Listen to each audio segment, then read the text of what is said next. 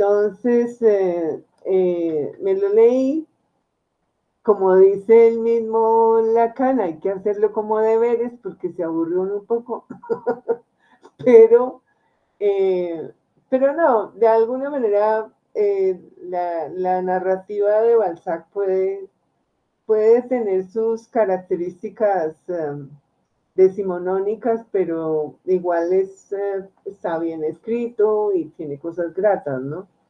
Entonces, estuve mirando ese tipo de cosas y por supuesto, a ver por dónde empiezo, porque tengo un desorden hoy terrible, justamente porque al leer el último capítulo, lo que se me abrió fue la importancia, primero, de todo el capítulo del poder de los imposibles y de algunas preguntas que surgieron y que como que dejamos ahí en el aire y justamente que están desde el principio que las dejamos en el aire, yo pensaba, pero si esto está de alguna manera nos remite a los primeros capítulos del mismo seminario.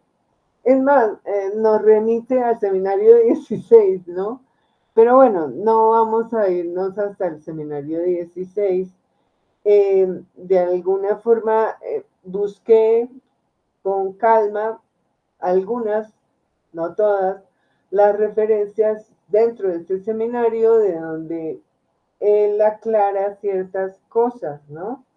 Entonces, traigo a colación pues todo esto que hemos dicho del goce, del objeto A, del rasgo unario, y quiero empezar de pronto por esa parte que tiene en el acápite 2, en la página 199 y 200, él va a hablar de algo que dejamos también como en el aire, ¿no?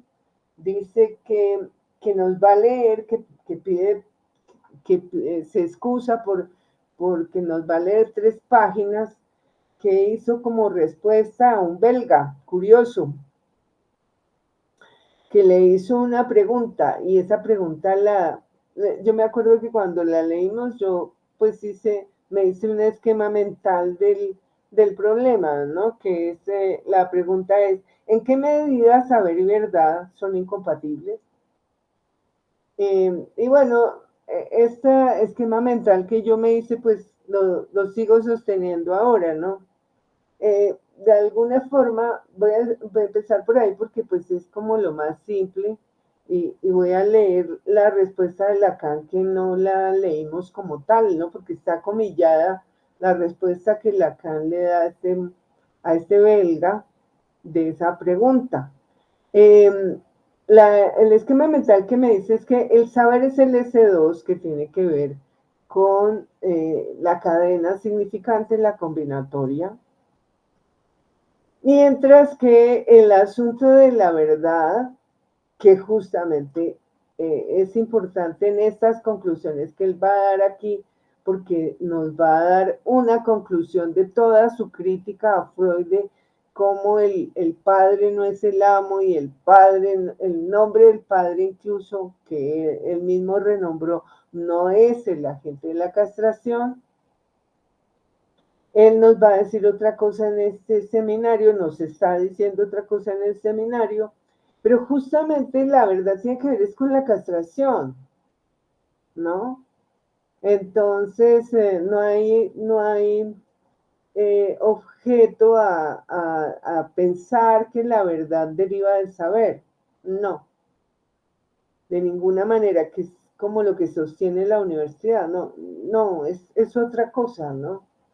Y justamente por eso ya lo había dicho anterior, esa referencia sí no la busqué específicamente, pero la recuerdo ahora, que justamente que él, cuando nos está hablando de la parte como eh, maquinal que introduce el significante amo en la lógica contemporánea, nos dice que al empezar con esa forma como el significante amo empieza a comandar la vida contemporánea, elude la verdad, ¿no?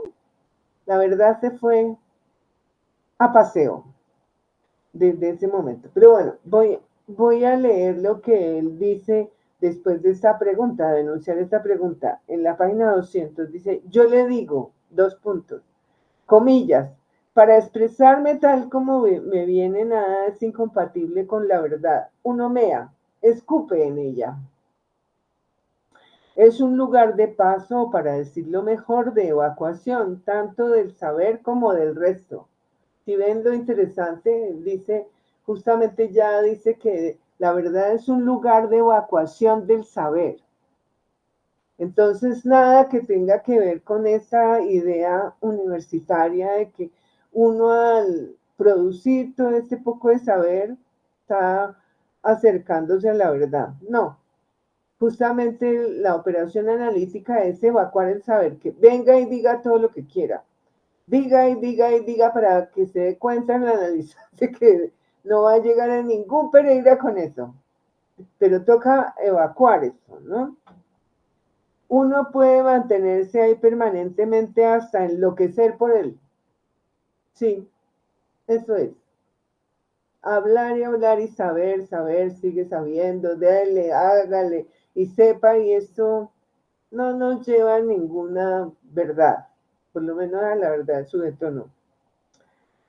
Sigue el siguiente párrafo que está también comillado. Es notable que haya alertado al psicoanalista en contra de connotar este amor, este lugar con el que por su parte está prometido por su saber.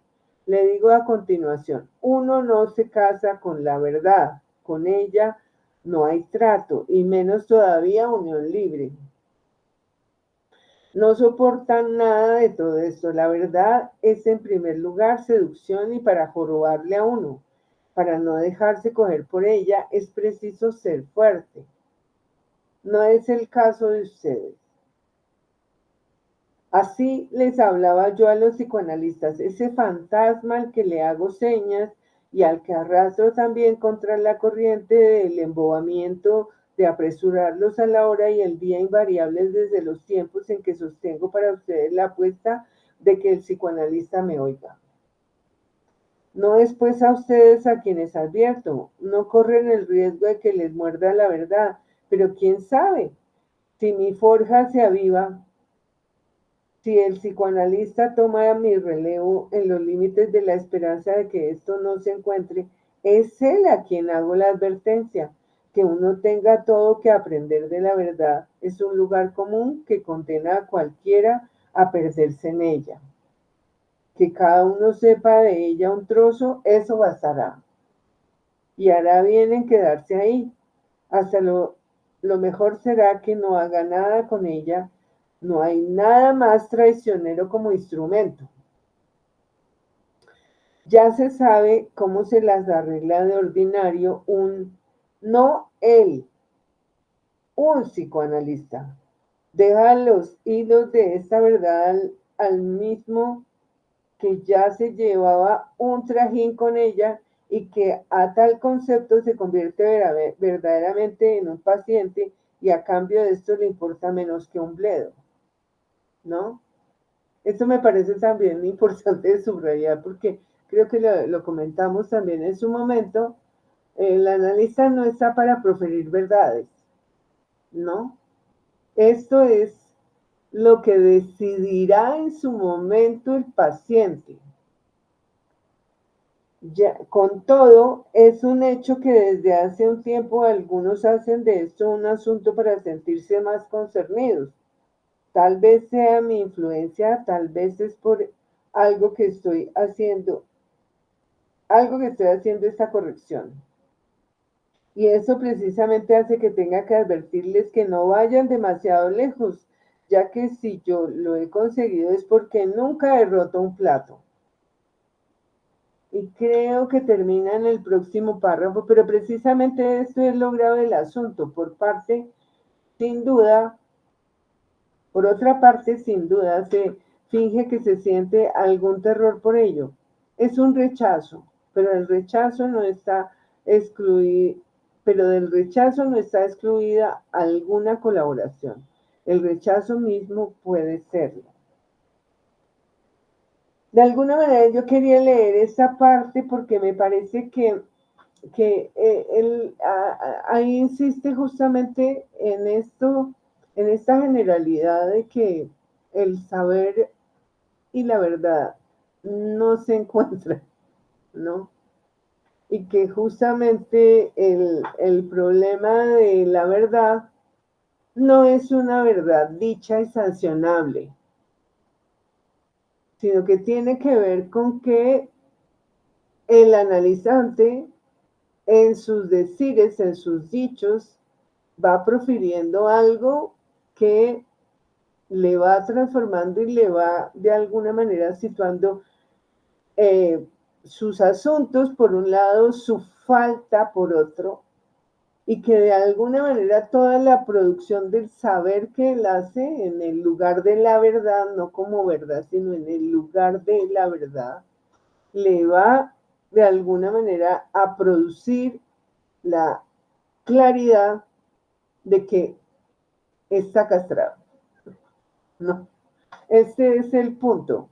Pero bueno, dejemos eso ahí como proferido así de una manera abrupta y voy a pasar, como les decía, yo estoy muy desordenada porque no encuentro la manera de organizar esto que,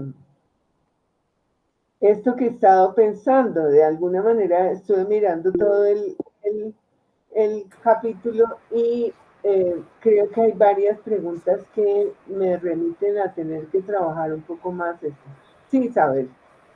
Eh, Volviéndolo a leer hoy nuevamente, me llama la atención algo y es que me parece que aquí Lacan está diciendo algo que de pronto eh, por el mismo discurso universitario, en líneas generales en el imaginario popular, como diríamos hoy, eh, hay un fantasma de que la verdad se puede conseguir. Y él dice aquí, eso es un fantasma. ¿Sí? O sea, de que la verdad eh, existe. ¿Sí? Y de pronto en el proceso analítico, y el psicoanálisis mismo, por eso me parece que todo el tiempo la teoría del psicoanálisis también se va modificando. Y por eso el mismo psicoanálisis, al, al tener en cuenta los elementos de la vida contemporánea, los síntomas de la vida contemporánea, también tiene que reevaluarse, porque es que no es solamente, no hay algo allí determinado de por siempre. Me parece que eso también sería un fantasma.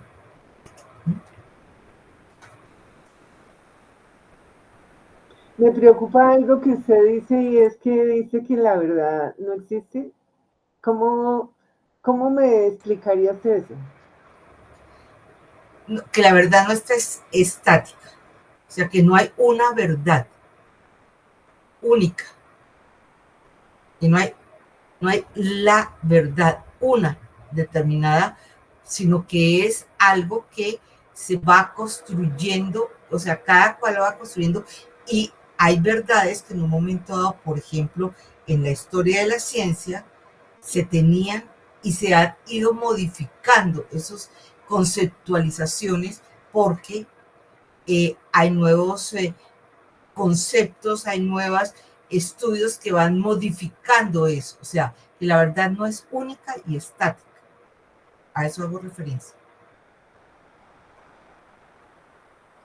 Ahí yo le plantearía objeciones, pero bueno, digamos que mis objeciones son porque primero usted habla de conceptos y los conceptos pertenecen al conocimiento. Y efectivamente no es lo mismo decir que la verdad no existe y que se va construyendo, a decir que que el conocimiento es desconocimiento, o a decir que la verdad no es toda dicha, que no se puede decir. Son cosas diferentes decir que no hay ninguna verdad y que se va construyendo como usted dice.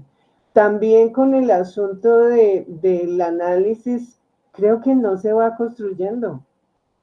Efectivamente, el problema es que las personas pueden creer eso cuando toman un tramo de análisis, pero y efectivamente tendrán efectos terapéuticos lo que van haciendo cuando van a análisis un cierto tiempo. Pero realmente el asunto del punto de llegada definitivo, que tiene que ver con ese asunto de esa vacuidad del saber y que confronta al sujeto no solamente a su falta, sino a la falta en el gran otro, al significante que falta al otro, que es un momento bastante crucial. Eso es lo que hace de alguna manera posible que haya del analista en algún momento. Entonces, no creo que es una cosa progresiva y que se va haciendo y que al fin llegamos. No lo creo. Y creo que efectivamente el analizante, en la medida en que de alguna manera se esfonda su saber, que lo podía decir así, se esfonda, efectivamente hay un viraje que es constatable y por eso hay el pase. Constatable porque esa no es una construcción que se hizo solamente. Por eso el pase se divide en dos partes. Verificar que haya habido análisis, pero no basta verificar que haya habido análisis, sino que haya pase, tránsito de una posición a otra que es totalmente nueva. Y de alguna manera ahí hay una confrontación con un no hay que es para ese sujeto, es verdad. Y entonces, digamos que yo hago esa distinción, pues es una construcción que yo hago a partir de mi experiencia, pero bueno, de alguna manera seguimos con las preguntas y creo que son dos campos distintos, la de los conceptos y la del análisis, ¿no? La del verdad del sujeto y la verdad de los conceptos que tendría que ver con, pues, ciencia, saber universitario, etcétera. Todo esto que tiene que ver con la construcción del conocimiento. Pero bueno, no sé.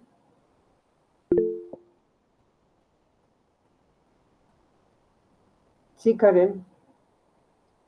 Yo lo relacionaba un poco, sí, con la diferenciación que haces del proceso analítico al saber, porque yo recuerdo una vez que tú nos explicabas que, que, que la ley de la relatividad no era relativa, sino que habían ciertas construcciones como en la realidad que sí son y que sí se podrían distinguir como verdad.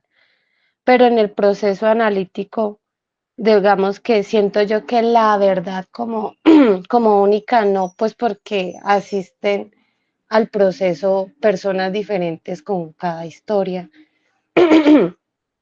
y que quizás la verdad tiene a veces que ver en el proceso analítico es con un darse cuenta de algo, que ese a veces darse cuenta de le permite a uno como ir modificando, sí, como su ciertas conductas que ha tenido, pero es por uno al darse cuenta de cierta cosa. Y consideraría o pensaría yo que es como en esos ires y venires del proceso analítico que uno empieza o puede ir generando una construcción diferente, pero de la verdad propia. Eso era lo que yo quería decir.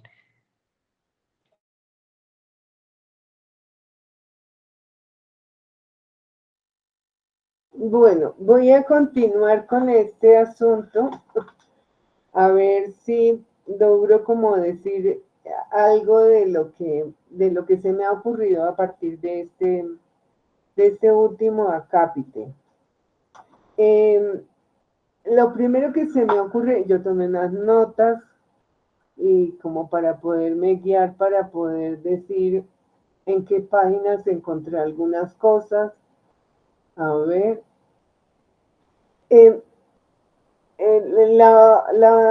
Lo primero voy a entonces hablar aquí en las notas tengo es como del concepto del rasgo unario, que la primera vez que Lacan habla de eso es en el seminario 9, el de la identificación, y lo plantea como origen del lenguaje y como componente de la identificación del sujeto, que si ustedes recuerdan cuando leímos Psicología de Masas, Freud habla de la identificación más temprana que se hace con el padre, dice él, ¿no? Pero de alguna manera esto puede ser leído así como el asunto de que es con la persona del padre. Yo, mi lectura también la quiero hacer así, que es como una aprehensión que hace Freud para decir el padre, pero tiene que ver justamente con esa vertiente de la función paterna que es justamente del lado de lo otro, ¿no? Del gran otro, de lo simbólico, que me parece que yo interpreto eso, no es un asunto solamente con la persona, ¿no?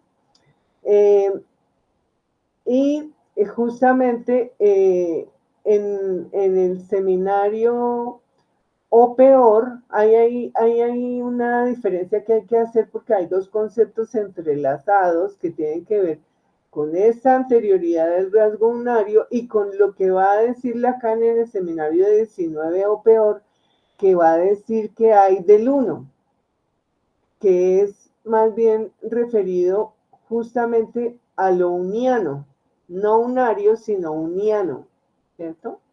Entonces hay una oposición entre lo que se llama el rasgo unario y lo uniano, que además, como que, a ver, para organizarlo, pongo que por un lado, esas dos registros, esos dos conceptos se manifiestan en registros distintos. Uno sería la delimitación de dos formas del lenguaje que están aquí de alguna manera referidos en el seminario. El otro, la distinción entre dos modalidades de saber. Y en tercer lugar, una relación que hay con el goce. Entonces, en todos los tres casos juega un papel importante el significante amo S1 y también el discurso del amo, que es el motivo central de este seminario 17. En relación con el significante amo, Lacan distingue dos momentos del lenguaje que son antes y después de la constitución del significante amo. Y entonces ahí es donde yo tengo las citas.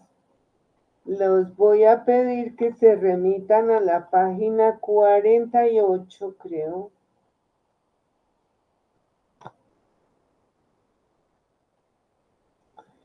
...49... Sí, 48, puedo leer desde la 48.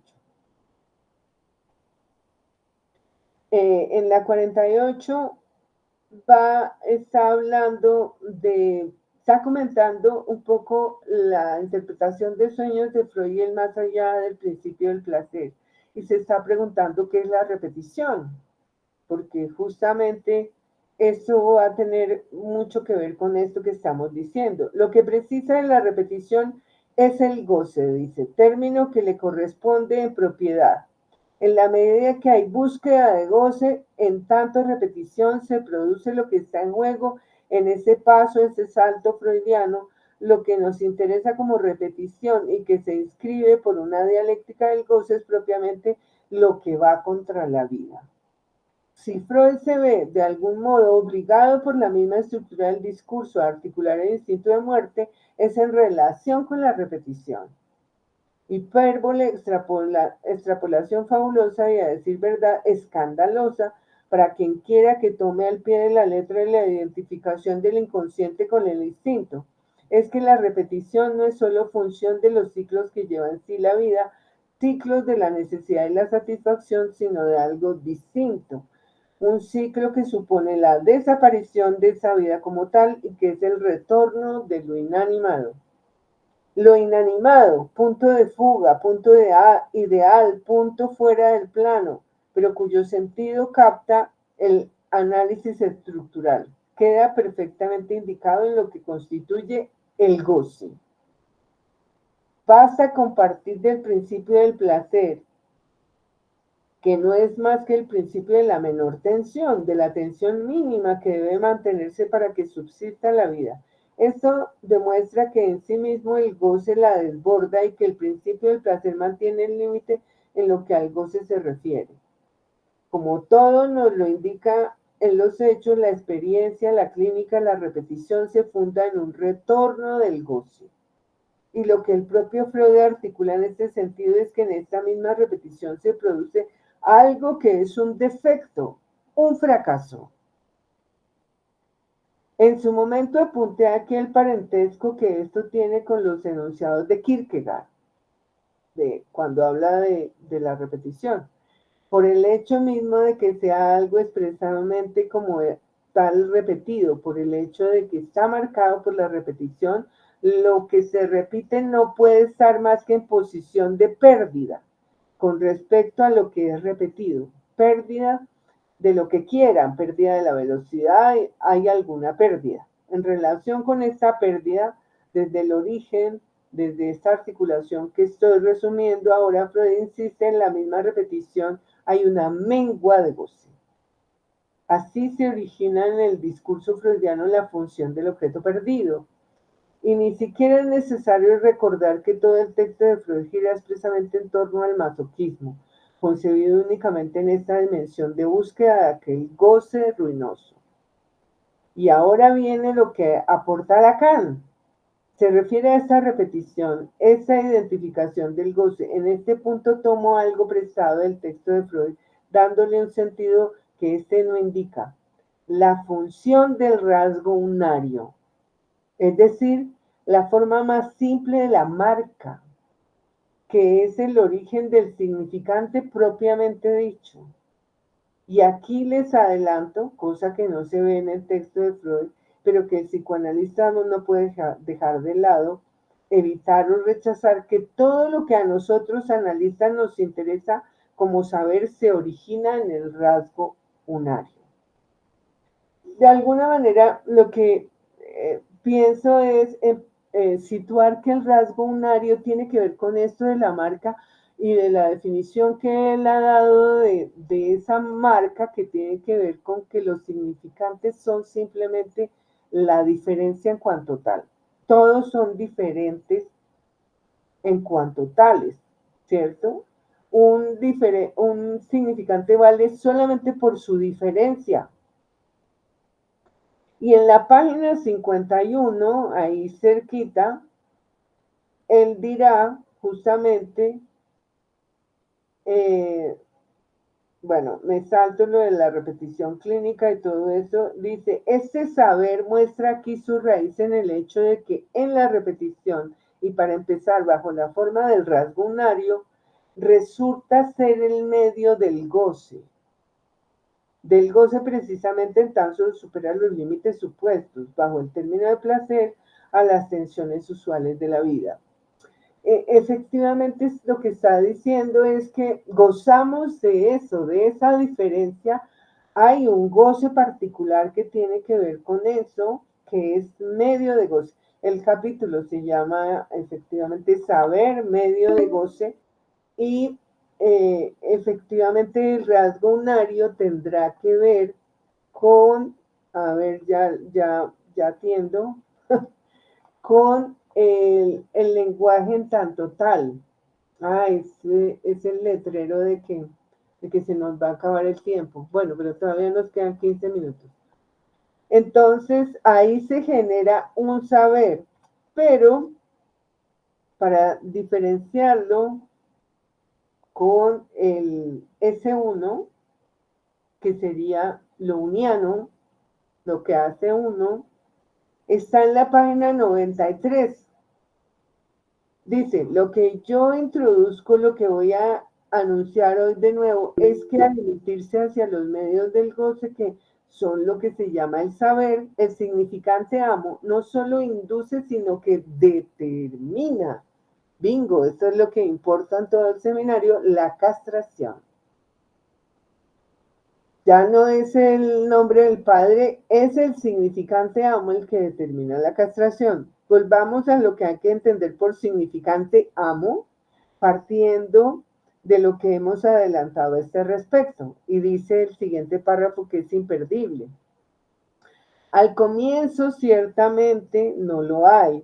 De algún modo el significante amo surge, no lo hay. Históricamente tenemos que determinar cómo aparece. De algún modo todos los significantes son equivalentes porque solo juegan con la diferencia de cada uno respecto de todos los demás, por el hecho de no ser los otros significantes. Pero por eso también uno de ellos es capaz de adquirir la posición de significante amo.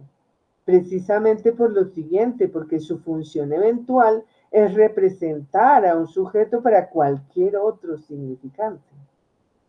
Así es como siempre lo he definido, solo que el sujeto al que representa no es unívoco.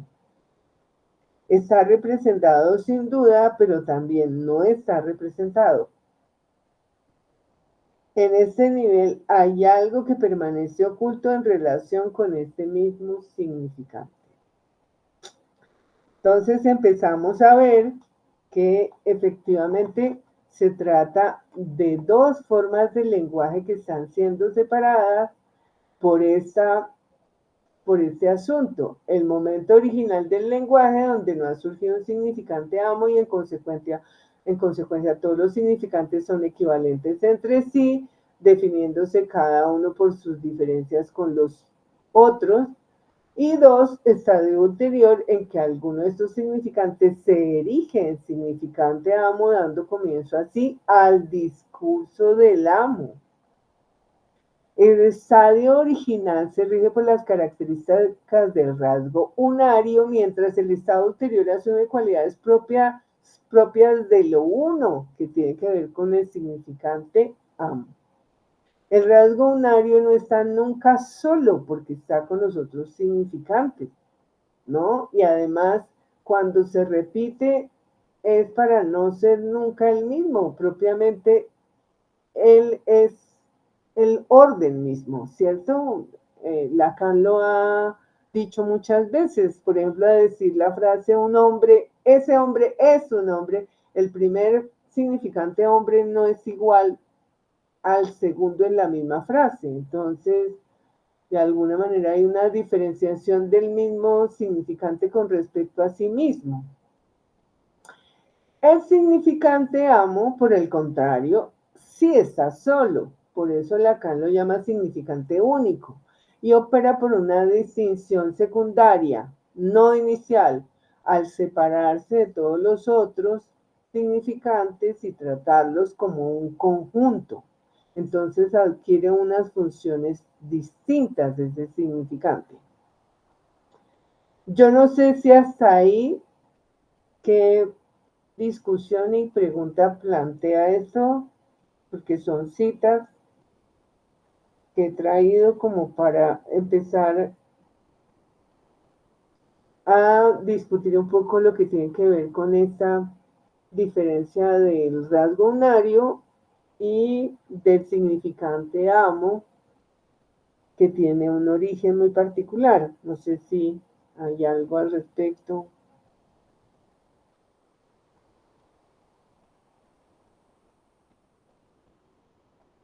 Que fue hartísima información y claro que no lo teníamos clara y por eso digamos que es buena esta aclaración un poco que das. Como para hacer un poco el resumen de lo que dijiste, entiendo que el rasgo unario se liga a otros significantes, pero el significante amo no. Y parte de una, no sé si este es el que parte de la castración en sí o es el rasgo unario. Mira, el rasgo unario no es que esté en relación con otros significantes, no es un significante, es el rasgo de los significantes. El rasgo unario es la diferencia misma en cuanto tal que tienen los significantes al comienzo de la vida. El niño empieza a identificar que, pues, que cada palabra es distinta, incluso la dice mal y se lo corrigen, justamente se lo corrigen porque es posible que el niño esté diciendo otra cosa, ¿no? Entonces, entendamos que el rasgo unario no es un significante, es un rasgo que tienen los significantes y que determina la primera parte del lenguaje de la vida. En cambio, el significante amo surge de esos significantes que al principio son todos distintos, pero la paradoja es que al principio son todos distintos y eso tienen en común, que ninguno es igual a otro. No sé si me expreso bien. No sé si podía meter un poco de la cuchara porque, a ver si el chiste, porque no, por supuesto, estoy muy de acuerdo con lo que dice Dayana, como en esta sensación de que son muchas cosas, digamos, como toda la revisión que hiciste. Siento que lo del rasgo unario tiene que ver con algo que es propio de cualquier significante, o sea, el chiste es que es cada uno, o sea, es lo que lo hace distinto a los otros. Como que eso creo que es lo que entiendo yo que pasa con los significantes. Ahora, la otra parte es que de que ese significante luego sea significante ambos ya es como otra cosa. Sí, es como casi que si uno tuviera que definir los significantes, uno podría decir que son como unarios en la medida en que son uno y no son el otro. Es como eso lo que, digamos, gracias a lo que preguntaba Dayana, como que es interesante poder apartar. Sí, o sea, como yo hasta ahí creo que voy.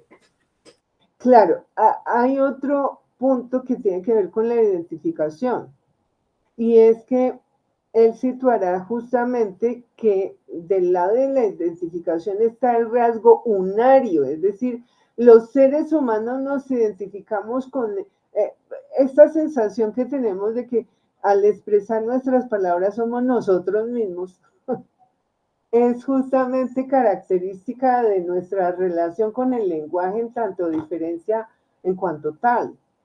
Y por eso yo citaba que lo que decía Freud desde el comienzo, que él decía allá en Psicología de Masas, en la primera parte dice que la identificación primera con, con alguien es con el padre, y uno dice, pero ¿cómo así? Todo el mundo dice, no, es con la madre, todo ese tipo de cosas, ¿no? Pero como estamos hablando de identificación y él está hablando de identificación y Lacan lo secunda en eso, la identificación, porque es que el bebé no reconoce, Nacho siente la madre y es su objeto y y la quiere y la huele y todo eso, pero identificación como tal es con el lenguaje, ¿no?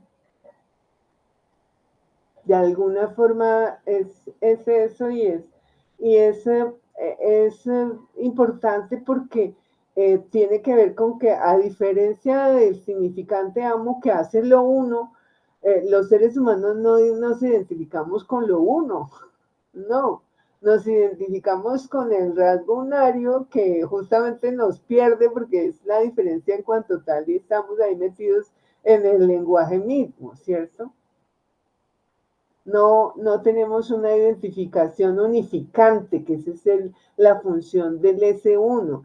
Y justamente me parecía interesante pensar en esto porque en la época actual, cuando se habla ay, mi identidad, todo el mundo es como el uno, ¿no? Como el uno, yo soy este uno, ¿no? Y entonces aparece el equívoco del señor que habla del payaso, que es el que está haciendo lo mismo que él. Entonces, efectivamente como que hay algo que hace zancadilla y dice, ¿cuál uno? Ninguno, no, los payasos,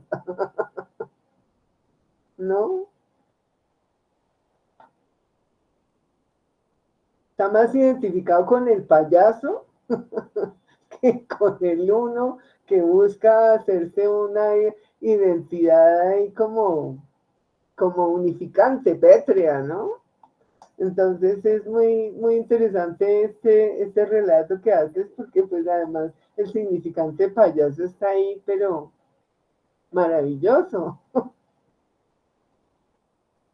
Se le salió la identificación al señor.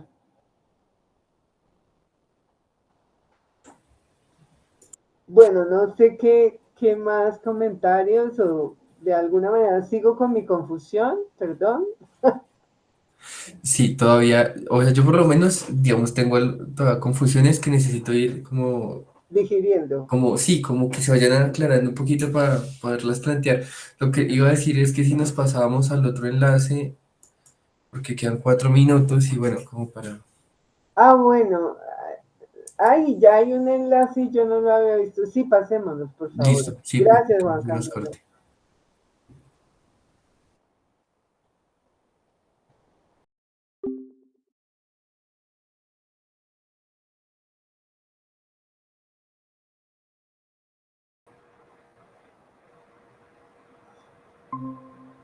Falta Karen. Ahí está. Sí, ahí está Karen. Bueno, a ver cómo me organizaré yo. Es que yo misma, como les cuento, lo tengo como, mejor dicho, empecé a tener como una dispersión y dije, voy a anotar algunas cosas, pero no anoté mucho tampoco. Entonces, en fin. A ver, se me ocurre que para organizarme un poco, porque es que hay otra parte que también me parece fundamental y que incluso retomé esa idea que en alguna parte expresa ya Carl Miller de que él dice que Lacan en este seminario tiene como central el problema de la vergüenza y que la dejó para el final. No sé cómo es que dice él, pero bueno, yo tomé esa idea. Y entonces, esa idea de la vergüenza me parece que hay que retomarla, que hay que trabajarla, ¿no? Además, porque creo que esto que dice Lacan aquí tiene una actualidad impresionante. Este asunto de los, claro, hay una vergüenza que es de orden imaginario, pero eso tiene una vigencia enorme. Todo lo que se ha inventado hoy en día de los scratches, de cómo es que se llaman shitstorm, la tormenta de mierda, esta que también es otra forma, hay una cantidad de cosas, el bullying, que todo tiene que ver como con someter, incluso por ejemplo el asunto de lo que estamos ahora, claro que me siento mal diciendo esto, pero incluso lo que se hace como estrategia en la JEP es plantar a alguien para que ponga la cara y diga lo que hizo.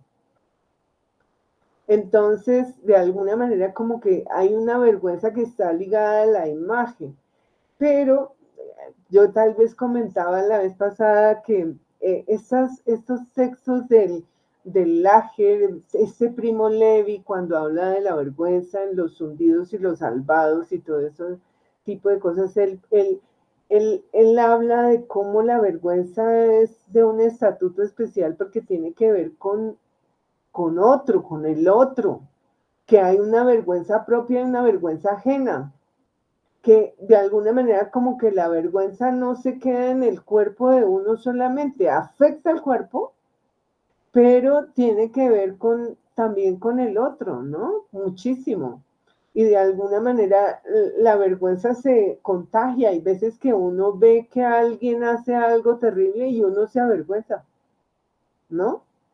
Uno siente vergüenza de eso, que es la vergüenza ajena. Uno dice, pero ¿qué es eso? Esto, ¿no? Y uno se siente pésimo. Entonces, me parece que es un asunto muy interesante y me interrogaba mucho por ese asunto de que ese seminario está muy ligado a una crítica que hace Lacan de la universidad.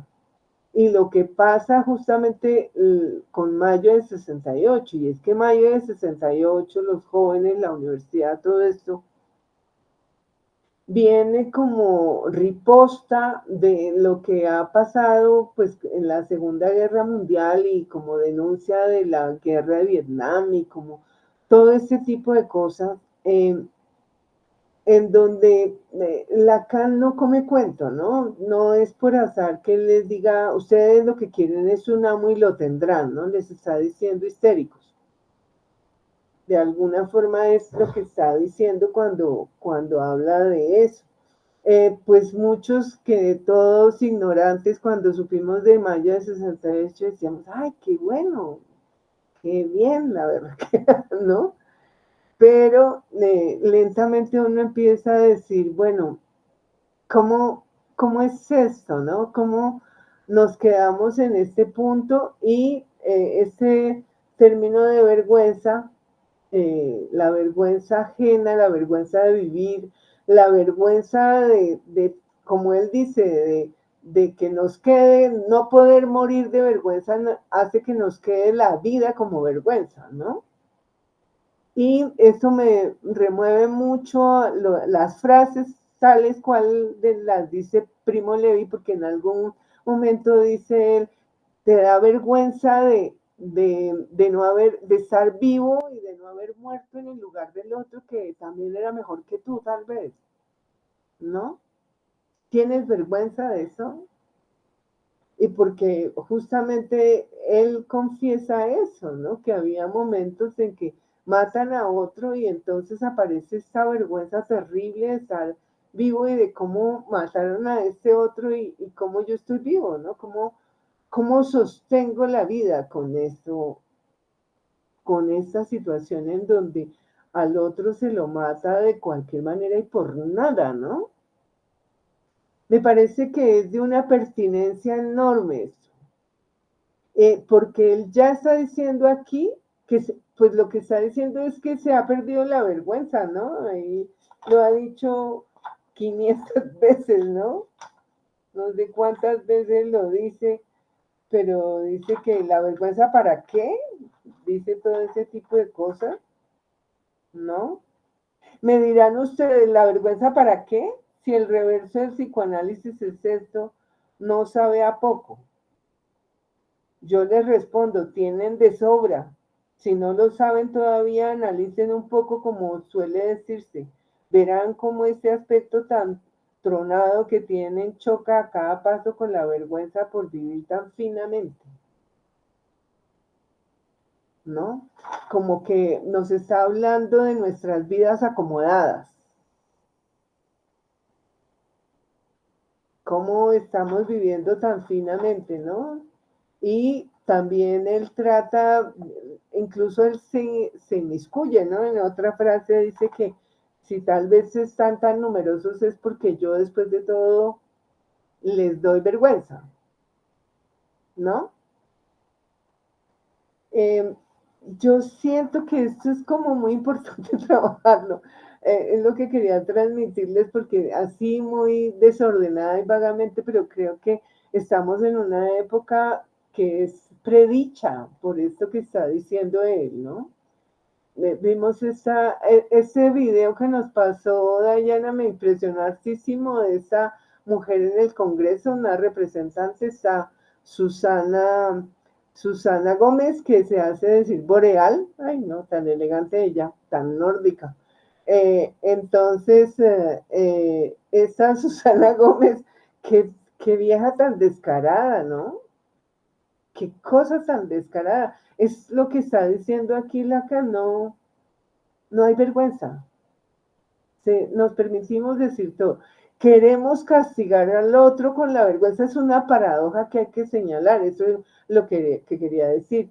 Todo eso de scratches, de bullying, es hacer que el otro se avergüence de una manera anónima, ¿no? Masivamente yo desde aquí anónimamente hago que el otro se avergüence. Pero al mismo tiempo también hay ese descaro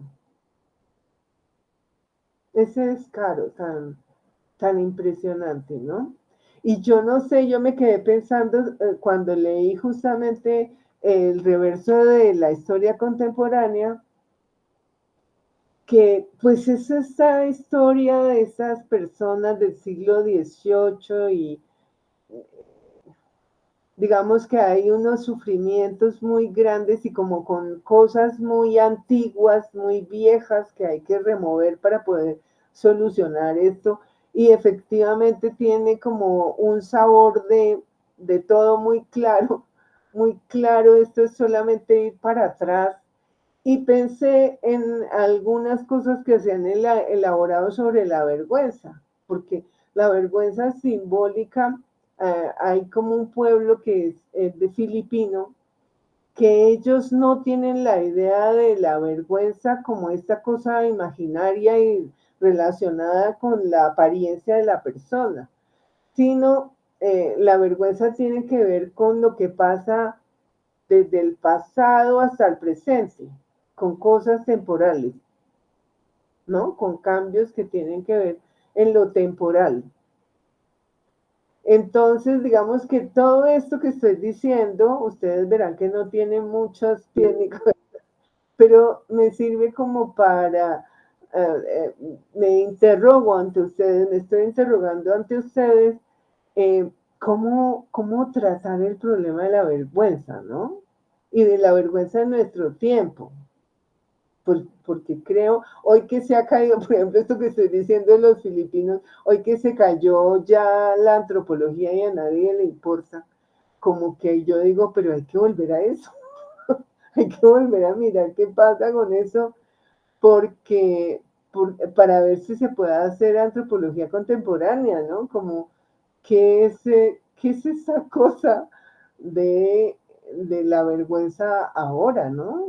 Y por qué la trae Lacan aquí? De alguna manera lo relacionaba con la novela del reverso de la historia contemporánea porque él nos habla de eso, ¿no? Como que leanla para ver cosas que no se entienden si se lee uno la historia de la Revolución Francesa tal como la cuenta. Entonces se está planteando como un asunto histórico, temporal. No sé, veo que por lo menos nos da ganas de hablar. ¿Qué dice Isabel? Cuando, retomando lo que se está diciendo, me parece que actualmente esta mujer francesa que se expuso, que ha sido utilizada por su marido, es que el apellido de ella, la muerte ha sido utilizada por su marido durante tanto tiempo para que bajo efecto de las drogas sea violada. Esta mujer, sí, que es un caso, es que no me acuerdo el apellido de ella, y que de alguna forma se le pedía a ella que no se mostrara, pues, y que a las mujeres violadas no se deben demostrar por vergüenza ser mujeres. Y la posición de ella es: yo me muestro para que los hombres tengan vergüenza. ¿Sí? Se me hace que ella cambia un poco ese concepto de que la mujer ha sido utilizada y ella lo que dice es: yo pongo la cara para que los otros tengan la vergüenza.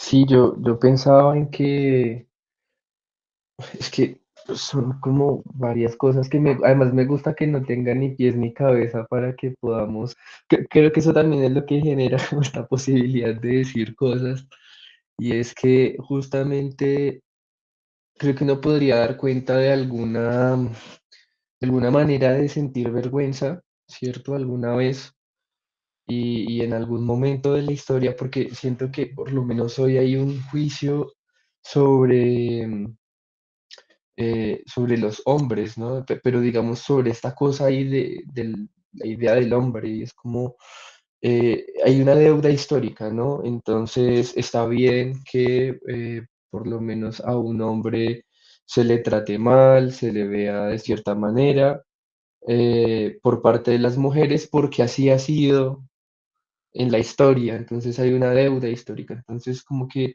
hay un velo que se pone, es decir, como como una justificación justamente sobre eso, como decir, como esto ha pasado todo el tiempo, ahora les toca a ustedes, ¿no? Y como una cosa que se pone en ese sentido. Y es una vergüenza justamente defender un punto de vista contrario a ese, ¿cierto? Entonces es como un peso sobre el que casi, digamos, como que se podría asumir que todos los hombres entonces tienen que dejar que los traten de cierta manera por vergüenza, porque es que históricamente los hombres han hecho unas cosas terribles, y es como con esta, como situando como este asunto allí. Entonces aparecen como una, o sea, a mí me da como una impresión en la que hay como que a lo largo de la historia ha habido como un grupo, ha habido algo como que donde se desechan las cosas, como alguien, un grupo humano al que, mejor dicho, se le pone este sentir, o sea, es como ellos son, digamos, los que deberían sentir vergüenza, o sea, es como si fuera una cosa como estructurante de una sociedad, es como hay una parte de esa sociedad que tiene que cargar con esa marca de la vergüenza. Y creo que es que también hace poco leía lo del el libro este de Kertész que nos habías recomendado hace mucho tiempo. Y es que es muy impresionante esto que dice o sea, porque me siento como me siento por quien soy, ¿no? Es como, no sé qué fue lo que hice, ¿cierto? Es como una marca que viene de quién sabe qué lugar, pero es que como el dilema es como yo qué hago con eso, o sea, ¿cómo asumo eso? ¿De dónde viene? ¿No? Es como un peso que, por supuesto, o sea, como que viene de más allá. Entonces, yo por eso pensaba como en lo de los hombres hoy, o sea, es como, pues sí, digamos como que habrá en la historia muchos casos y muchos ejemplos de la barbarie de ciertos hombres y el abuso hacia las mujeres, digamos como por las razones que expresan, por ejemplo, las feministas.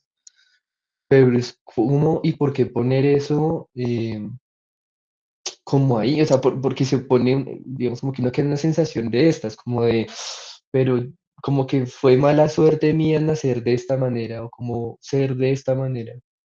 Me parece que eso, que es paradójico hoy, digamos, una época en la que se pone de cara a la apertura, di lo que piensas, ¿no? Como la libertad de prensa, la libertad de todo, la liberación sexual, que, en fin, es como que parecieran que son como conjuros contra la vergüenza, pero lo que están haciendo es como exacerbando y exaltando justamente eso mismo, ¿no? Es como que se pone la cosa pues contradictoria, que me parece igual es interesante, pero sí es como eso, y ahorita que Isabel decía ese asunto del rostro, creo que me evocabas también como algunas reflexiones de Levinas que ahorita no, pues no lo tengo presente, pero sí recuerdo igual parte de lo que digamos, como que pone allí, ¿no? Como algo que se revela, algo como que se muestra, ¿no? Y siento que es un poco como esto, además como que la vergüenza,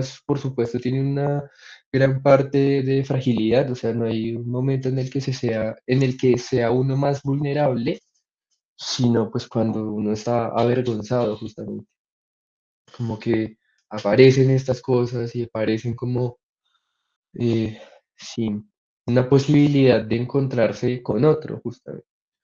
Pero, hmm, o sea, es que sí, me parece un tema interesante. También pues, siento que cuando lo leíamos en Lacan, eh, como que no es muy claro, tal vez como la manera en la que Lacan lo introduce o como lo deja allí, pero sin duda es un asunto que, digamos, también en las lecturas, gracias a la lectura que hemos hecho acá, lo que igual tú has podido señalar ahí, como que es una ruta interesante de trabajo, o sea, es como ahí hay algo que vale la pena ponerle el ojo porque sí, además lo siento igual como muy pertinente, entre otras cosas, como hoy también que se habla de cierta emocionalidad, ¿no? Como de poner y miramiento hacia lo emocional, es como, bueno, pues sí, está bien, pero bueno, por ejemplo, con la vergüenza habrán cosas que hay que decir y como darle también como otra entrada, ¿sí? Pero sí, o sea, como, bueno, me produce esto que acabo de decir, lo que veníamos conversando. Sí, me hiciste acordar de algo como paradójico, es que lo que dices es cierto, digamos que hemos estado rondando desde hace un tiempo cuando nos habló desde Argentina esa muchacha, ¿cómo se llamaba? Laura Vela, creo que, bueno, no me acuerdo cómo se llamaba, la amiga de Matilde, pues justamente de los scratches y de todo ese tipo de cosas, hemos estado como preocupados por lo que pasa y me parece que este tema sería como otra entrada, además porque tiene muchos aspectos muy interesantes. Me recordaba justamente oyéndolos también y oyendo a Isabel, la reacción que hay también tan paradójica hoy en día del asunto de hacer incluso un día destinado a la fiesta del orgullo gay, por ejemplo, ¿no? Que es como, uno dice que es como un asunto en espejo de la vergüenza, ¿no? Porque el asunto de la vergüenza es ser expuesto y querer como no ser expuesto, como, ¿no? En cambio el orgullo es sacar pecho, ¿no? Y a ver, véanme, ¿no? ¿Y qué? Entonces hay una cantidad de cosas como muy particulares que nos están hablando desde la sociedad, desde lo que nos está pasando en el vínculo, justamente el vínculo, y valdría la pena como trabajar eso. Eso me dejó bastante tocada y como emocionada también porque creo que hay como una vena, ¿no? Muy interesante para trabajar. Y lo que decía Juan Camilo de que no tiene ni pies ni cabeza, a mí también me parece bastante afortunado, porque de alguna manera nos permitimos aquí preguntarnos de verdad, ¿no? Sin ínfulas de nada, sino, bueno, no entiendo esto, pero los tips que tengo para preguntarme son aquellos, esto y esto y esto, ¿no? Y tener como anudados un poco esos puntos en donde Lacan dice ciertas cosas que nos están cuestionando. Él también, qué bueno que es difícil de leer porque también nos deja como ahí pensando cosas, ¿no? Sí, Juan Camilo. Es que esto que has dicho de la marcha del orgullo, por ejemplo, habría que pensar también como culturalmente qué celebraciones y qué cosas se hacen justamente en función del orgullo, porque lo pensaba también en esta lógica de lo que leíamos con Lacan, ¿no? Como cuando se dicen muchas cosas, sí, es que sí, como esta humareda, como la que uno se puede quedar de las palabras que va diciendo alguien, ¿cierto? Pero es como, claro, no es el humo tras el que hay que ir, o sea, hay que ir justamente desde donde se origina el humo, o sea, como que las cosas no se dicen porque sí, sino que justamente hay algo que está produciendo que como que eso salga, como una necesidad de ponerlo así. Entonces, se me ocurre pensar justamente como que hay varias manifestaciones, como incluso muy patrióticas y demás, en función de generar este orgullo, que quién sabe si tenga como su contrapartida justa, como cierto origen en la vergüenza, como la vergüenza que puede sentir un pueblo por ser ese pueblo y justamente es como, no, pues es que no hay que tener, o por ejemplo con los colombianos, voy a poner así, como todo este asunto relacionado al narcotráfico y todo este, digamos, desprestigio mundial que se ha gestado, es como empiezan a haber otra serie de manifestaciones como para intentar contrarrestar esto y generar otro tipo de relación con esa idea que pues es Colombia, ¿no? Es como con esta nación, es como que se generan otra serie de rituales, de celebraciones, de cosas para contrarrestarlo. Entonces me parece que es interesante eso, como que eh, no solo, por supuesto, está la marcha del orgullo que es muy presente y creo que puede dar pues, cuenta de lo que veníamos hablando de la vergüenza, pero seguramente hay más y seguramente, o sea, eso lo hace aún más interesante porque es como que le haría a uno pensarse como en esa relación que hay con la vergüenza, ¿no? Como que incluso es un poco vergonzosa también, es como que hacer con esa cosa que no lo hace sentir a uno cómodo y al contrario, como lo hace sentir a uno muy frágil y en una posición bastante como crítica, creo yo. No, yo iba a decir algo cortico y es frente a esto de la vergüenza, que justamente lo que hablan ustedes, y es que a mí, no sé, a ustedes yo creo que también les pasa que en el trabajo uno todo el tiempo como que dice, uff, esto está terrible, cada cosa como que lo lleva a uno, por ejemplo, a mí me llevaba lo que pues escribí ahí en esas 5 paginitas que escribí frente a los protocolos y el manual y demás. Y es como esa preocupación de, pues que inclusive ya los niños son sinvergüenza, o sea, nada mueve eso, inclusive por más manual que hay, derechos del niño y demás. Por ejemplo, a mí me impresiona mucho que algún niño va y ni siquiera saluda, o sea, las cosas mínimas, ¿sí? Por ejemplo, niños con discapacidad, entonces tiran todo al piso, golpean, ay, no es que tiene discapacidad, todo tiene un justificante. Cada cosa tiene un justificante, entonces no hay lugar para la vergüenza y ni siquiera los papás, y es que mi niño es así, mi niño tiene tal cosa, entonces él pega y golpea y daña, entonces, pues, ¿qué podemos hacer? Ni siquiera ellos se avergüenzan.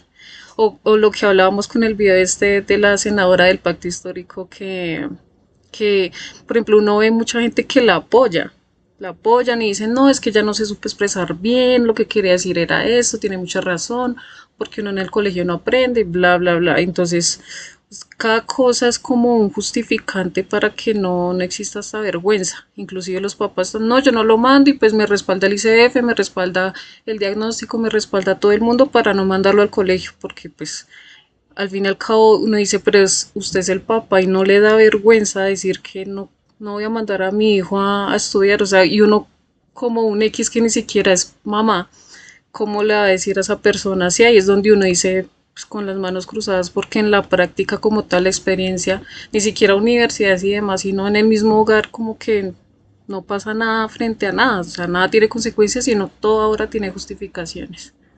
Era eso.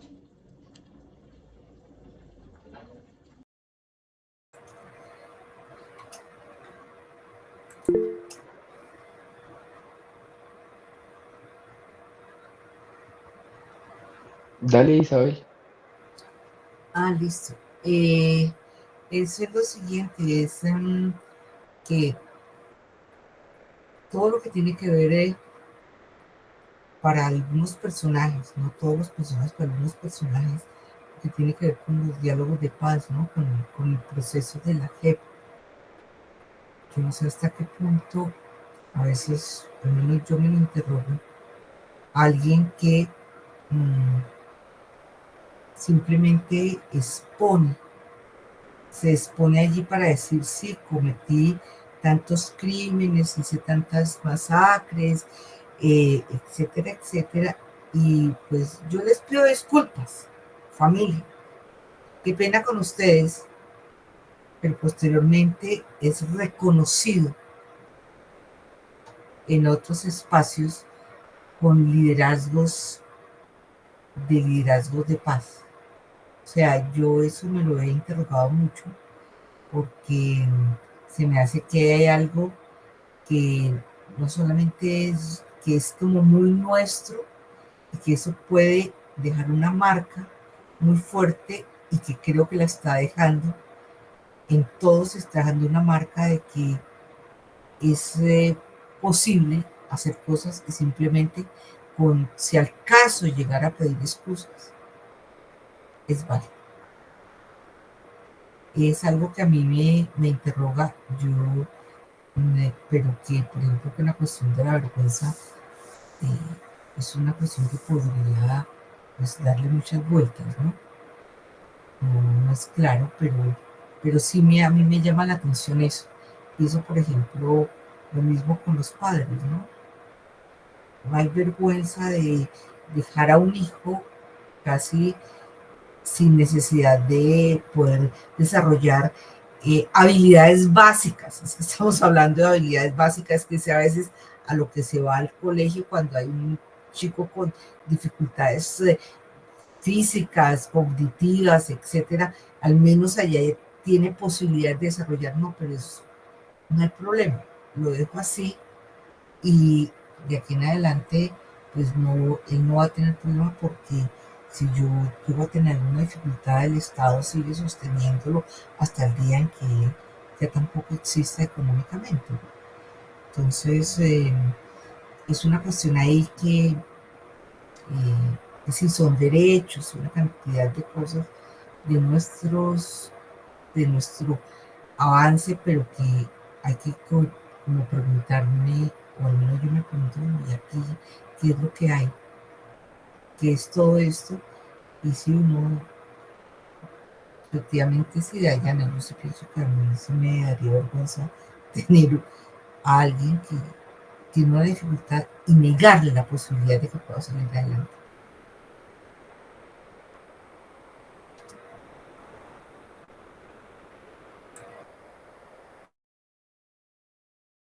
Sí, es que siento que pareciera como que hay una idea de que es, sí, como incluso muy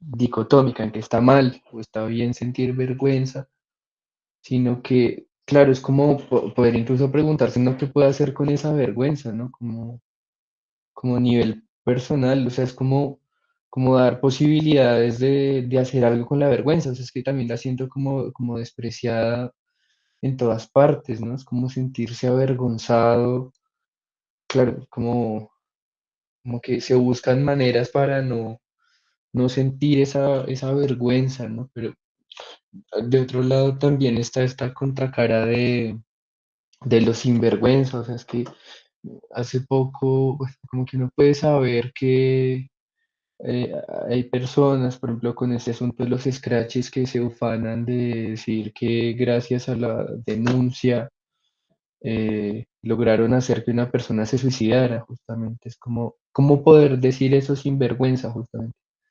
Como que sin sentir la menor vergüenza. O sea, hay cosas que yo siento que últimamente también hay que ver, porque también con el humor, creo que es un tema que es importante irlo pensando, porque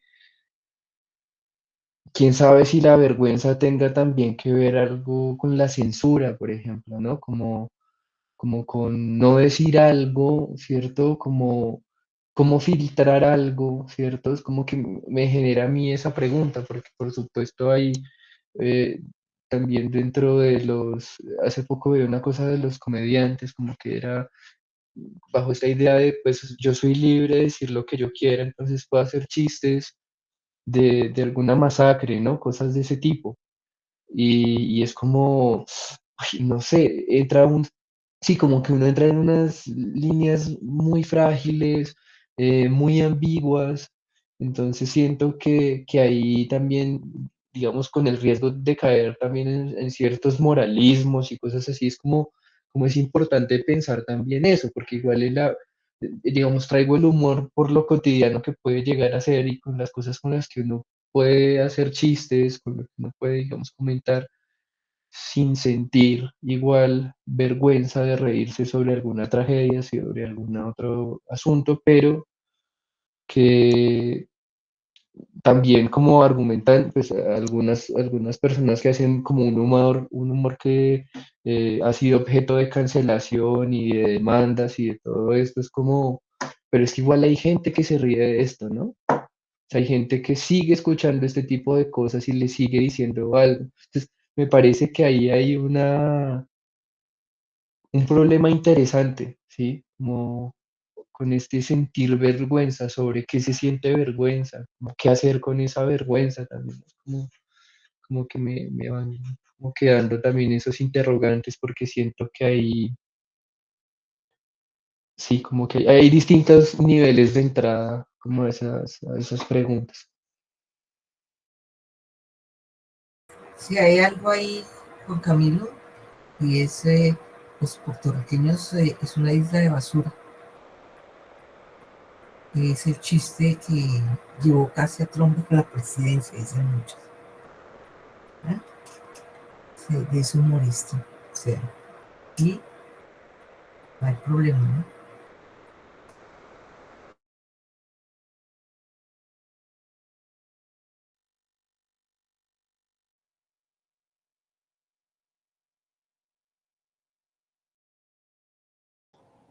Bueno, voy a seguir un poco a ver si logro como articular algo un poco más sobre esto que es la recomendación de Lacan sobre el texto de Balzac.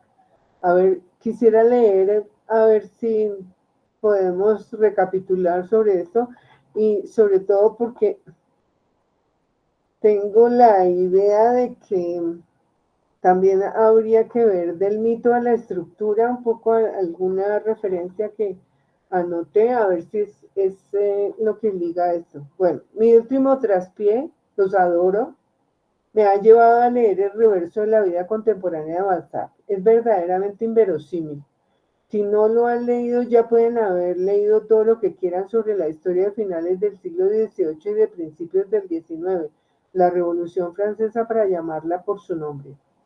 Por mucho que hayan leído incluso a Marx, no entenderán nada y se les escapará aún algo que solo se encuentra aquí, en esta historia que les aburrirá en cantidad, el reverso de la vida contemporánea.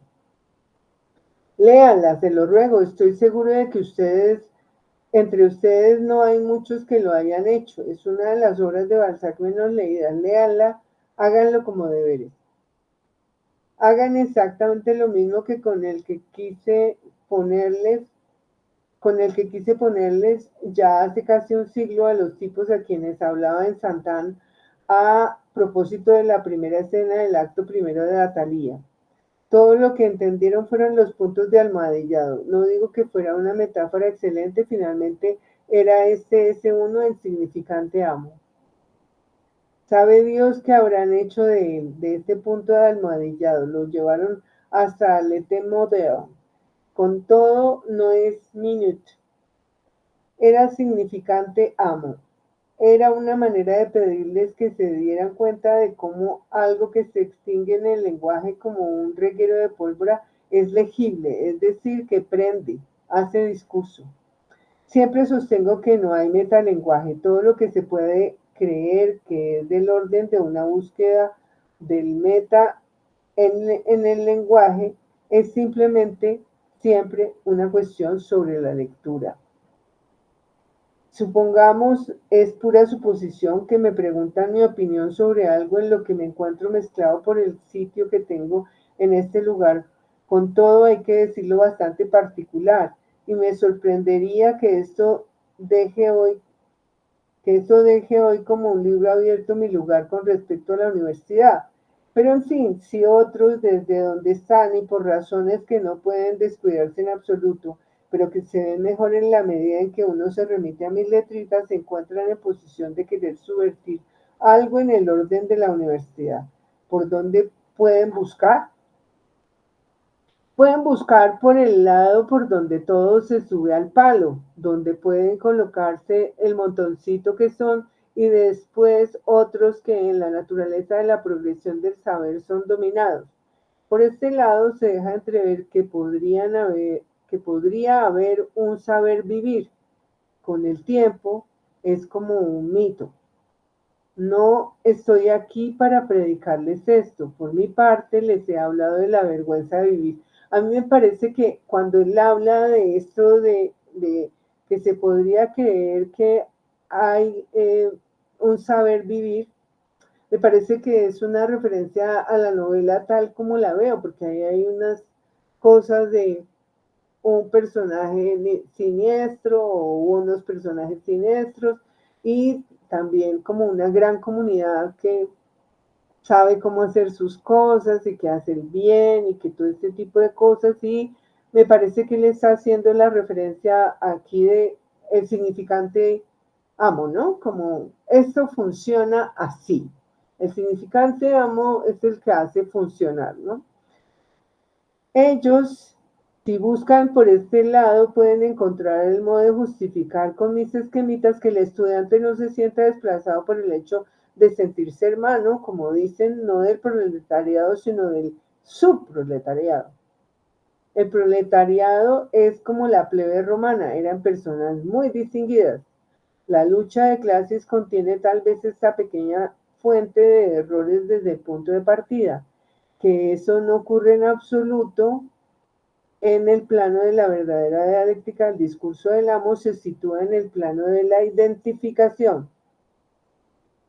Senatus populesque Romanus están del mismo lado, y el imperio es con el añadido de los demás. Se trata de saber por qué los estudiantes se sienten como los otros, demás. No parece en absoluto que vean claramente cómo salir de esto. Quisiera que se den cuenta de que un punto esencial del sistema es la producción de la vergüenza. Esto se traduce en el impudor. Fíjense ustedes lo interesante que estábamos hablando, y él dice que se produce vergüenza y que se traduce en el impudor. Por esta razón, tal vez no sería un mal presentimiento no ir en esa dirección. Me parece que si vemos las fórmulas de los discursos, es el discurso universitario el que tiene en el lugar de la producción el S tachado,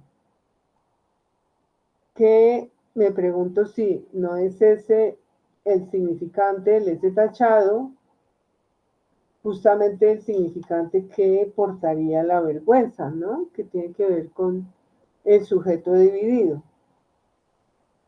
Bueno, y voy a seguir entonces con el acápite, que es muy cortico. En efecto, para designar algo que se inscribe muy fácilmente en estas letritas, ¿qué es lo que se produce? Se produce algo cultural. Y cuando se sigue la línea de la universidad, lo que se produce es una tesis. Este orden de producción tiene siempre relación con el significante amo, pero no simplemente porque se lo otorga a ustedes, sino solo porque forma parte de las presuposiciones según las cuales cualquier cosa que esté dentro de este orden tiene relación con un nombre de autor. Me parece que está diciendo aquí que justamente en el discurso universitario, por producirse la vergüenza, también se produce el impudor, y que se lo tapa con conocimientos, con una tesis o con algo cultural. Es muy sutil. Fíjense ahora lo que va a decir sobre el autor. Hay una especie de pasos preliminares que están en el umbral de la universidad. Tendrán derecho a hablar allí solo con esta estricta condición que quedarán etiquetados para siempre por su tesis. Esto constituye todo el peso de su nombre. No obstante, en lo sucesivo no están vinculados a lo que contiene dicha tesis. Por otra parte, generalmente ustedes se conforman con eso, pero no importa, podrán decir lo que quieran si ya han accedido al nombre. Esto es lo que desempeña el papel de significante amo. ¿Puedo decirlo? Dado que no quisiera conceder demasiada importancia a lo que he hecho, es así como tuve la idea de algo de lo que ustedes no oyen hablar mucho desde hace algún tiempo: Silicet. Pero hubo quienes se sorprendieron de que dijera que sería un lugar donde deberían escribirse cosas sin firmar. Silicet es una, machacando lo que acaba de decir, es una revista del que se publicaron pocos números y que todos los artículos están sin firma, es decir, sin autor. ¿Por qué? No creo que las mías lo están. Vean lo que escribí allí. Habla por sí solo de una penosa experiencia, la que tuve con eso que se llama una escuela, a la que aporté proposiciones para que algo se inscribiera, algo que no ha dejado de inscribirse. Por otra parte, cierto efecto de catalepsia. Catalepsia, ¿no? La catalepsia es ese estado en que la gente queda quieta allí, en una posición determinada y no se puede Como mover. muerta, ¿no?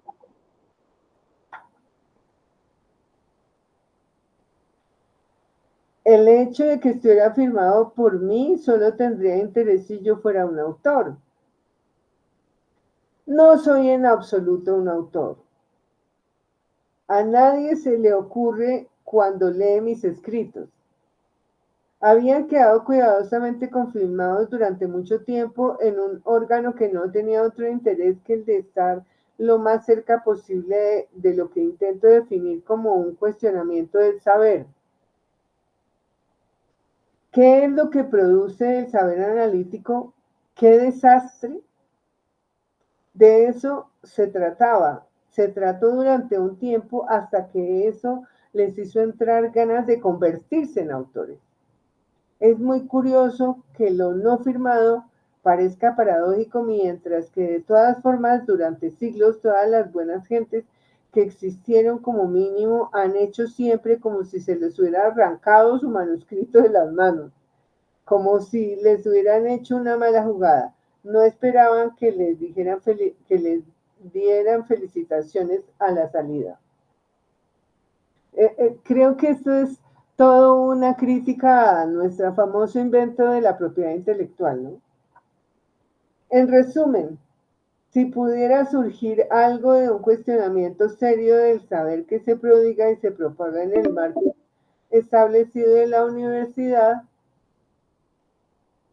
no hay ninguna razón para que esto no pueda hacerse en un pequeño refugio, una especie de lugar que se daría la misma ley, es decir, la de presentar algo no para que un señor se dé importancia, sino para decir alguna cosa estructuralmente rigurosa, pase lo que pase. Esto podría tener más alcance de lo que puede esperarse de buenas a primeras. Qué buena idea esta, ¿no? Qué maravillosa idea. Un tipo como Diderot publicaba El sobrino de Rameau, lo dejaba por ahí tirado, otro se lo lleva a Schiller, que apenas sabía que era de Diderot. Diderot ni se ocupó nunca de esto. Fue en 1804 cuando Schiller se lo pasó a Goethe, quien lo tradujo inmediatamente, y hasta 1891, 90 años después, pude decírselo porque tengo aquí el volumen, lo he buscado en mi biblioteca. No tuvimos más que una traducción francesa de la traducción alemana de Goethe. A pesar de ser de origen francés, tuvieron que traducirlo del alemán. Quien por otra parte la había olvidado completamente al cabo de un año y tal vez ni llegó a tenerla, porque en ese momento estaba en plena trifulca franco-alemana y el pueblo soportaba bastante mal esa intrusión revolucionaria. En resumen, dicha traducción pasó desapercibida. El propio Goethe no supo sin duda que había aparecido y ello no impidió, sin embargo, a Hegel hacer de ella una de las venas de aquel libreto lleno de humor al que me he referido estos días, la fenomenología del espíritu. Me parece genial que diga que la fenomenología del espíritu es un libreto humorístico. Ya ven, no hay tantas razones para preocuparse por lo que hagan, porque lo que hagan lleve el sello de que les concierne. Es un obstáculo terrible, se lo aseguro, para que salga algo decente, aunque solo fuera por el hecho de que incluso lo que naturalmente podría ser de su interés, se creerían ustedes obligados en nombre de las leyes de la tesis a referirlo al autor. Tiene ingenio, es algo forzado, no tiene ideas, no dice grandes estupideces. Y se aportó algo importante que por su parte puede que no le concierna en nada. Están absolutamente obligados a pensar que ahí hubo una cabeza pensante. Por eso están listos, tienen para largo. Por lo que se refiere a la psicología, es sorprendente que no haya ni sombra de ella entre cosas que resultan esclarecedoras como el reverso de la vida contemporánea del que les hablaba ahora. Es un pequeño montaje que vale enteramente por sus significantes, amo, que vale porque es legible. No hay necesidad de la más mínima psicología. Para decirlo todo, para enmendarme yo mismo, lo que salva los escritos del accidente que tuvieron, o sea, que los leyeran enseguida, es que son de todas maneras un worst seller, un peor vendedor, ¿no? No voy a prolongar más hoy con este calor este discurso, el último que les hago este año. Está claro que faltan muchas cosas, pero hay algo que ciertamente no es vano precisarlo. Sí, para expresarse como Hegel, hay para su presencia aquí tan numerosa, una presencia que me azora con tanta frecuencia, razones poco menos que innobles. Evidentemente es una cuestión de tacto, como diría Goethe. Lo hago parece no demasiado, pero sí lo suficiente. Si este fenómeno tiene lugar, incomprensible en verdad, en vista de lo que ocurre con lo que para la mayor parte de ustedes estoy introduciendo, es porque no demasiado, pero sí justo lo suficiente, llego a darles vergüenza. Bueno, creo que no encontré la forma de meter la cita que encontré, pero se las voy a dar de todas maneras. En la página 151, no, 131, él va a decir lo siguiente. Es del mito a la estructura, pues es que también estuve viendo eso porque él nos cita esta novela que, y además dice que es un mito, ¿no?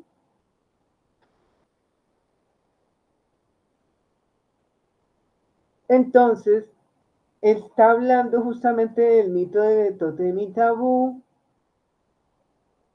Dice, ese mito freudiano es la equivalencia del padre muerto y el goce. Esto es lo que podemos calificar con el término de operador estructural.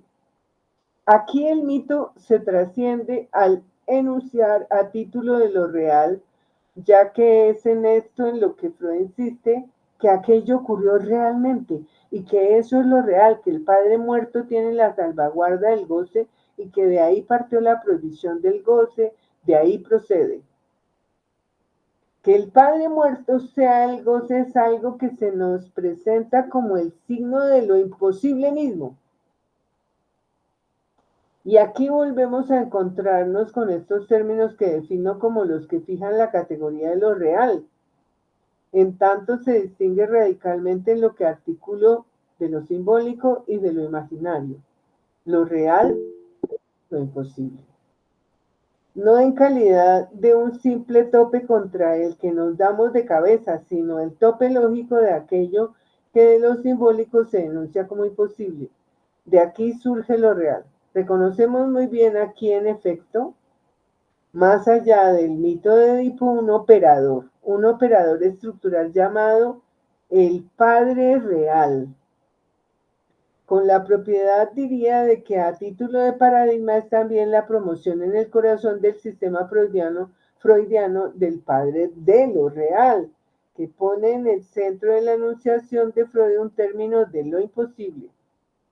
Esto significa que la enunciación freudiana no tiene nada que ver con la psicología.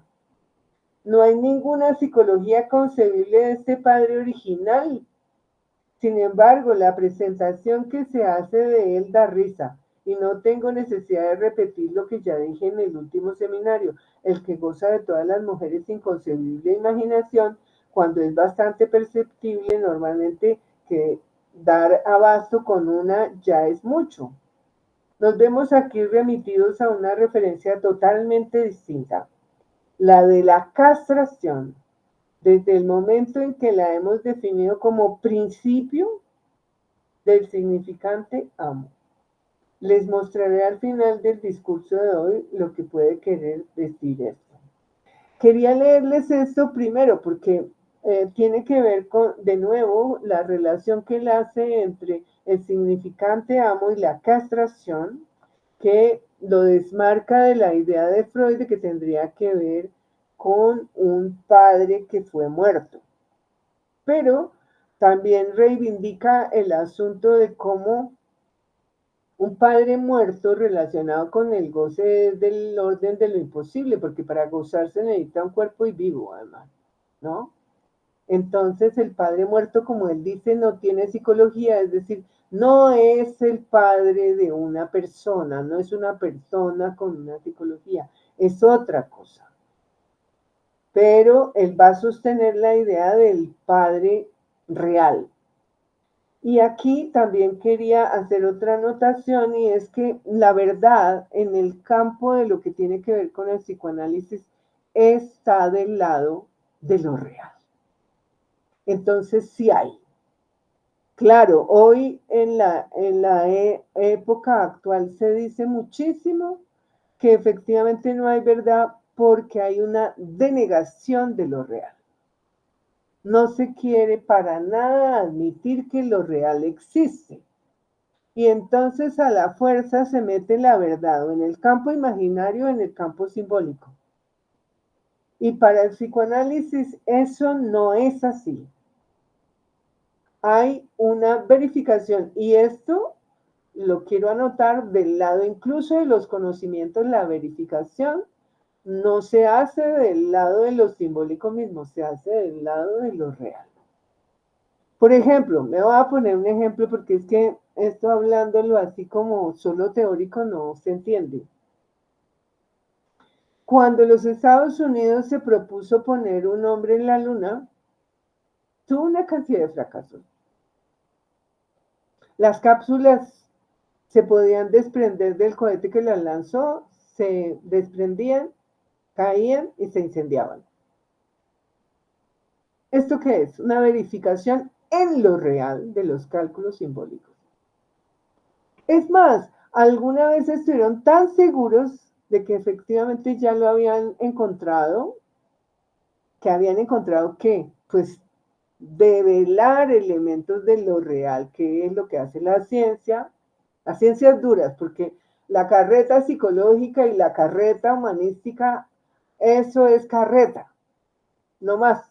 Y por eso las ciencias duras son tan importantes verlas, porque son las únicas que se enfrentan a lo real. Si uno hace algo mal con un paciente en medicina, lo mata y ya. Y es lo real lo que le responde a uno. Entonces, cuando creyeron que lo habían logrado, mandaron a 3 tipos en un cohete y estalló el cohete.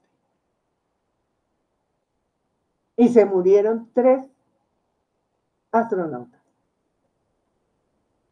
Es decir, había que corregir. Así es de que la verdad sí que existe. Sí que existe incluso en el campo de lo que tiene que ver con los conceptos. Y en el campo del psicoanálisis, por supuesto que sí. Porque no en vano se pueden hacer psicoanálisis que no sirven para nada. El psicoanálisis que no sirve para nada es justamente aquel psicoanálisis que no toca lo real. Y es uno de los esfuerzos enormes que se hacen de parte de las asociaciones de analistas para tratar de corregir esto que en la IPA se acostumbró, que eran análisis de carreta y de identificar al analizante con el analista. Esto lo criticó Lacan en vida 500 veces, para situar que solamente la posibilidad de que haya un análisis que desemboque en lo real del analizante y que él toque eso y que vea que no hay ninguna, que vea la sin salida a la que se llega al final de análisis, es que no hay ningún elemento de lo real que permita ni afirmar ni negar un asunto que tiene que ver con su falta. A llegar a corroborar la impotencia de lo simbólico, ¿cierto? pasar justamente de la impotencia que se siente siempre cuando se tiene un síntoma a lo imposible. Es una frase de Lacan. Es decir, pasar de esa sensación de que no lo logro, pero ya lo voy a lograr, a decir, esto no se puede, es real.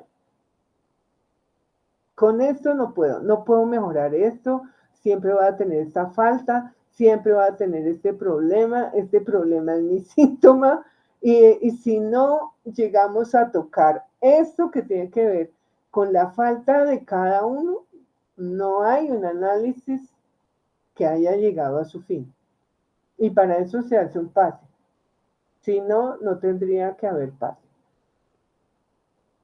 Entonces aquí tenemos esta elaboración sobre lo real, que creo que es interesante de ver también, pues porque nos zanja algunas inquietudes. Perdón, se va a cerrar la llamada en cualquier momento, entonces yo ya les envié un enlace para que puedan pasar. Gracias.